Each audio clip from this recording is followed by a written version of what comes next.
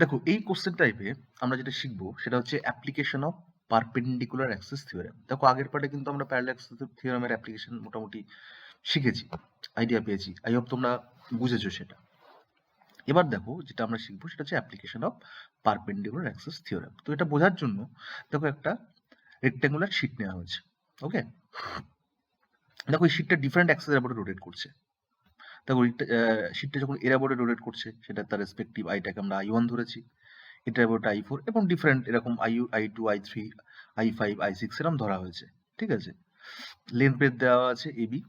ওকে, এবার এর ভ্যালুগুলো কি হবে সেটা বুঝতে গেলে আমাদের প্যারালাল এবং পারপেন্ডিকুলার অ্যাক্সিস থিওরেম দুটোরই কনসেপ্ট জানতে হবে। তো আগেরটা তো প্যারালাল ক্লিয়ার করে নিয়েছি, এখানে মেন পার্টটা হচ্ছে পারপেন্ডিকুলার অ্যাক্সিস থিওরেম। তো কিভাবে শিখবো বোঝার চেষ্টা করো।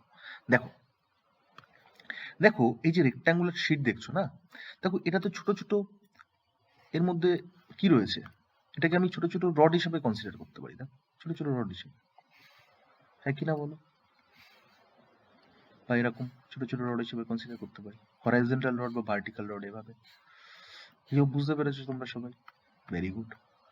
এবার রডের ক্ষেত্রে কনসেপ্ট আমরা কি অ্যাপ্লাই করি দেখো,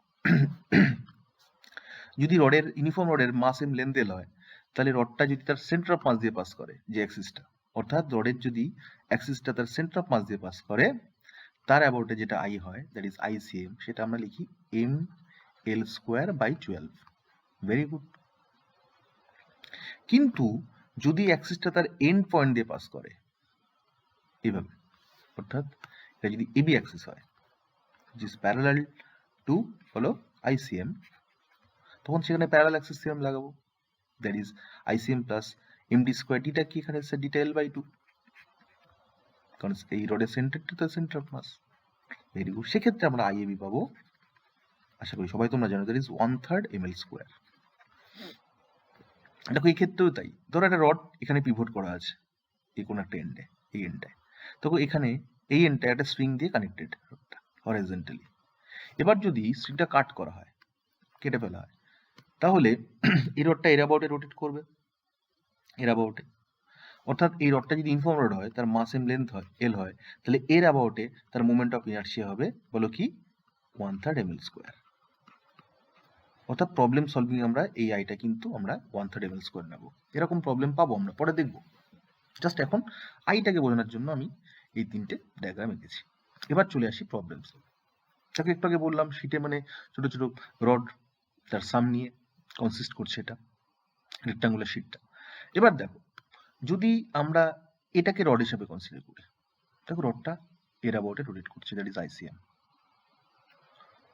ক্লিয়ার? তাহলে আই ওয়ান কি হবে, দেখো এর লেন্থটা বি, এই লেন্থটা বি, তাহলে এক্ষেত্রে আই ওয়ান হবে কি বলো, সিম্পল হবে 1/12 এম বি স্কোয়ার, এইটা এই কনসেপ্ট। Very good. আর আই ফোরটা দেখো এই আইসিএম এর সাথে প্যারালাল, তাহলে আই ফোরটা হবে, আই ফোর আমরা অ্যাপ্লাই করবো এই কনসেপ্টটা, দ্যাট ইজ বলো 1/3 M B square, 1/3 M B square. Very good sir, clear পুরো হয়ে গেছে। এবার দেখো এই অ্যাক্সিসটা, দেখো এই রডটার সাথে পারপেন্ডিকুলার, দ্যাট মিন্স এটা তার আইসিএম, এই পার্টটা এই রডটার আইসিএম, রডের আইসিএম মানে এল স্কোয়ার বাই 12, তাহলে এই ক্ষেত্রে আই টু কি হবে, দেখো এর ক্ষেত্রে আই টু হবে এম স্কোয়ার বাই 12, কারণ এর লেন্থটা তো এই, লেন্থটা তো এই। ভেরি গুড স্যার, পুরো ক্লিয়ার হয়েছে, ভেরি গুড।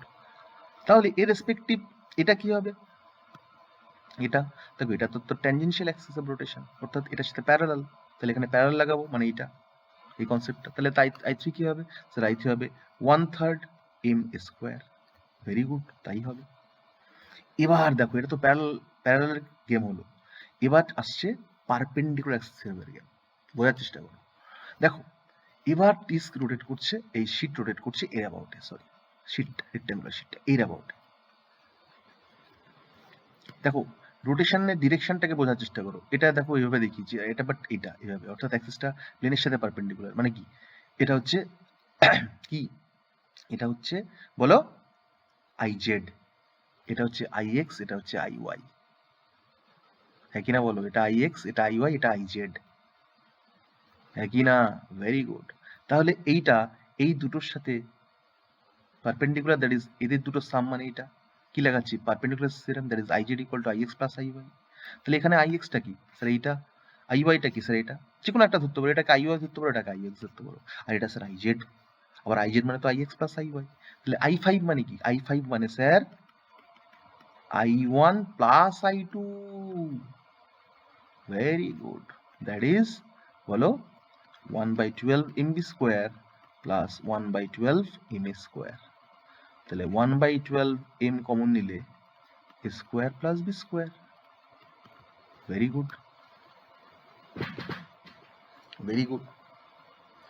এবার দেখো, যদি এটা রেক্ট্যাঙ্গুলার শিট না হয়ে স্কোয়ার শিট হতো, তাহলে এ আর বি সেম হতো, তখন আমি এ স্কোয়ার টু এ স্কোয়ার পুট করে দিলাম, তাহলে এ স্কোয়ার বাই 6 হয়ে যেত। অতএব রেক্ট্যাঙ্গুলার শিট করলে তোমরা স্কোয়ার শিটও পেরে যাবে, ঠিক আছে? সেখানে এ আর বি ইকুয়াল হয়ে যাবে সাইড লেন্থ গুলো। Very good. এবার চলে আসি নেক্সট পার্টে। তাহলে আমি i1 করলাম, i4 করলাম, i2 করলাম, i3 করলাম, i5 করলাম, i6 বোঝার চেষ্টা করো। দেখো i6টা, দেখো i6টা এর সাথে আর এর সাথে পারপেন্ডিকুলার। i6টা এই অ্যাক্সিসটা, অর্থাৎ দেখো i6 রোটেশনটা এই প্লেনের সাথে পারপেন্ডিকুলার, তাহলে এই অ্যাক্সিস এবং এই অ্যাক্সিস রোটেশনের সাথে এই পারপেন্ডিকুলার। তাহলে এখানে আমরা ইউজ করবো পারপেন্ডিকুলার অ্যাক্সিস থিওরেম।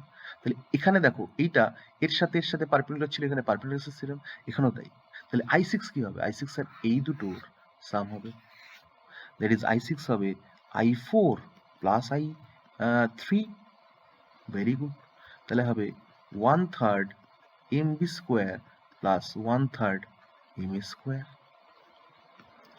আশা করি ক্লিয়ার, একদমই স্যার ক্লিয়ার। ক্লিয়ার হচ্ছে? Very good. এবার দেখো, যদি এরকম প্রবলেম থাকতো তোমাদের, ধরো দুটো রড আছে এভাবে, দুটো আইডেন্টিক্যাল রড ক্রস